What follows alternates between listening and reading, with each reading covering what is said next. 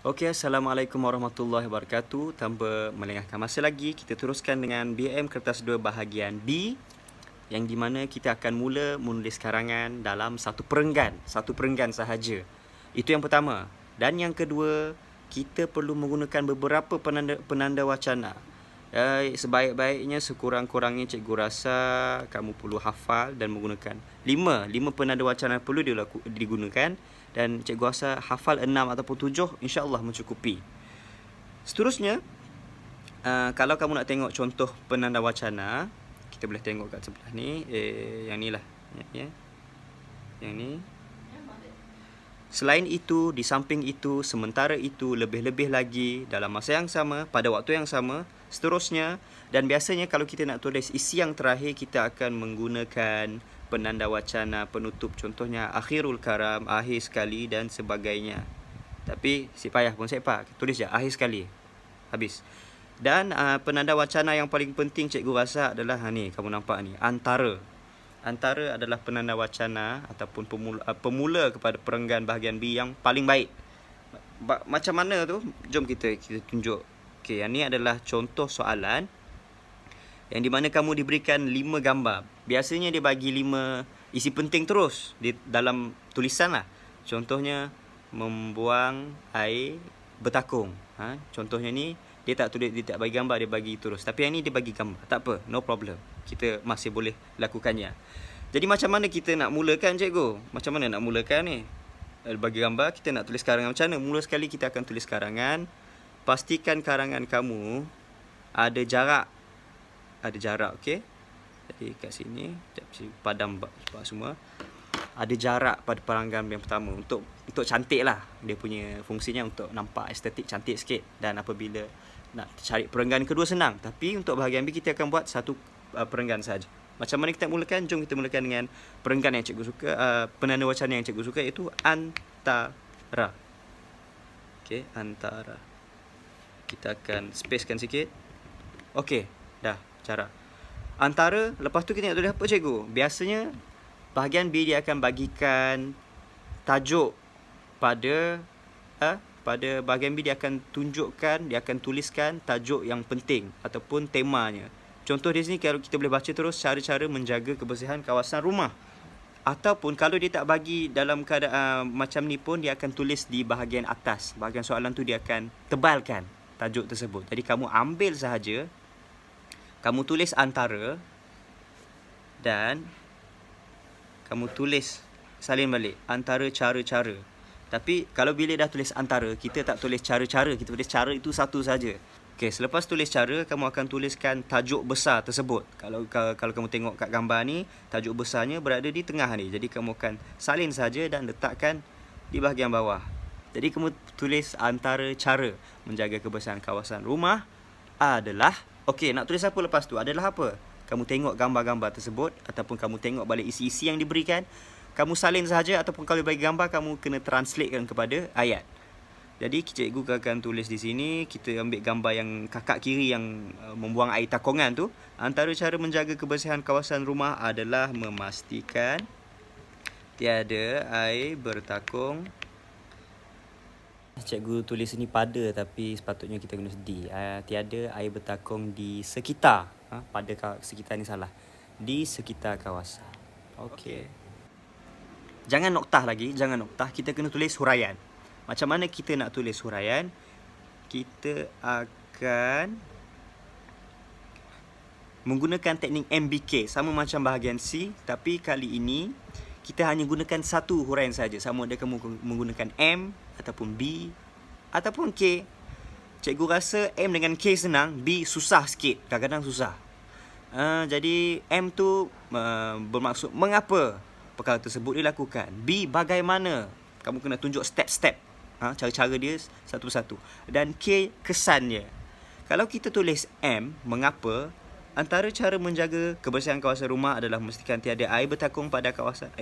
Banyak gila kawasan rumah tu.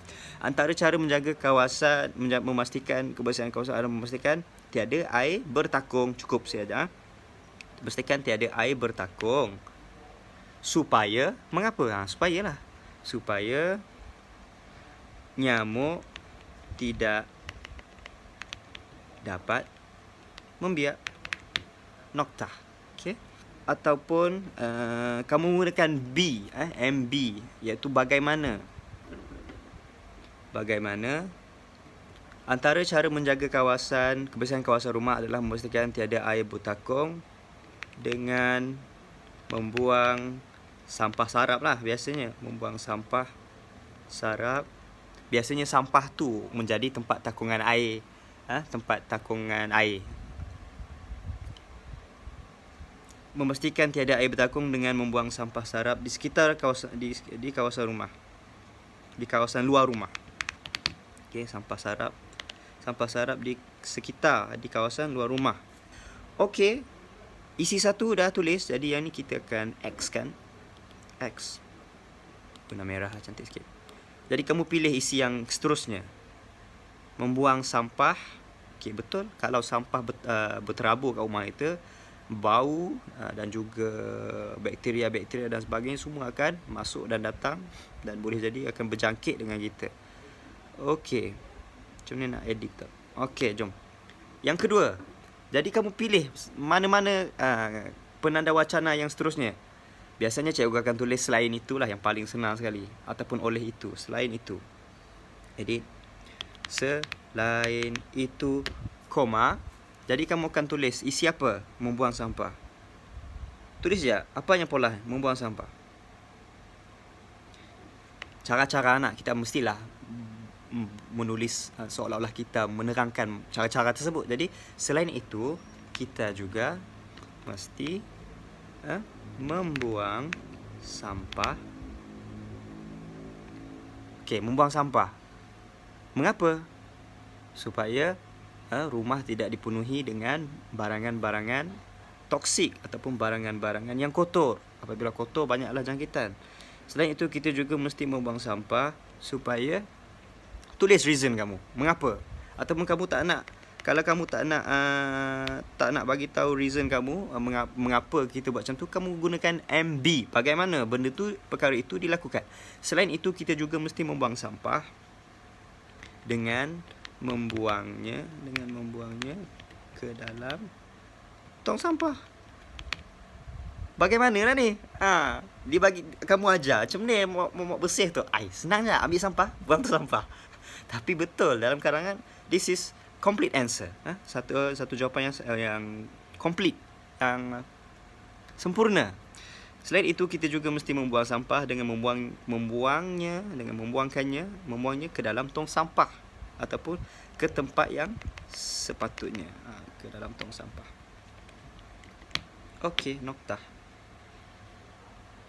Kita ambil isi yang kedua. Selain itu kita dah guna. Jangan guna penanda wawancara yang sama 2 kali. Yang seterusnya kita boleh gunakan di samping itu.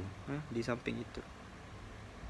Di samping itu, koma, cari isi yang kedua. Contohnya membersihkan kawasan longkang. Betul lah cara bersih rumah. Okay, ni terakhir. Di samping itu. Contohnya cikgu nak akhiri kan karangan ni, kita boleh guna penanda wacana yang selalu cikgu guna. Akhirnya ataupun akhir sekali, koma. Memang terakhir pun, sebab tu kita sebut, kita gunakan penanda wacana akhir. Akhir sekali, akhirnya, apa-apa saja, akhirul kalam. Akhir sekali, cikgu nak guna akhirnya lah. Akhir sekali lah best sikit. Akhir sekali, kita juga cara jaga rumah. Rumput cik panjang, mesti ada ular duk sia. Pernah dengar asyik mak kita sebut macam tu. Akhir sekali kita juga perlu memastikan rumput dipotong. Tebang tu lebih kepada pokok. Akhir sekali kita juga perlu memastikan rumput dipotong. Mengapa? Macam yang cikgu sebut tadi, kemungkinan ada haiwan liar yang boleh hidup di tempat tersebut. Jadi bahaya untuk anak-anak kecil dan sebagainya. Jadi cikgu tulis mengapa. Akhir sekali kita juga perlu memastikan rumput dipotong agar haiwan liar tidak panggil hidup di kawasan tersebut. Noktah. Akhir sekali kita juga perlu memastikan rumput dipotong agar haiwan liar tidak hidup di kawasan tersebut. Noktah. Okey.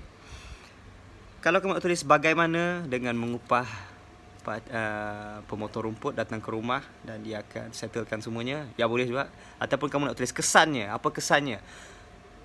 Akhir sekali kita juga perlu memastikan rumput dipotong agar kawasan rumah kita nampak kemas, nampak cantik, dan dalam masa yang sama boleh guna juga.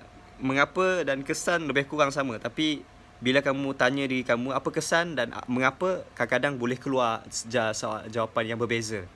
Jadi gunakan teknik MBK, tapi huraikan menggunakan salah satu saja, M, B ataupun K. Jangan hurai banyak. Yang ni bukan bahagian C. Jadi itu sahaja. Hafal penanda wacana.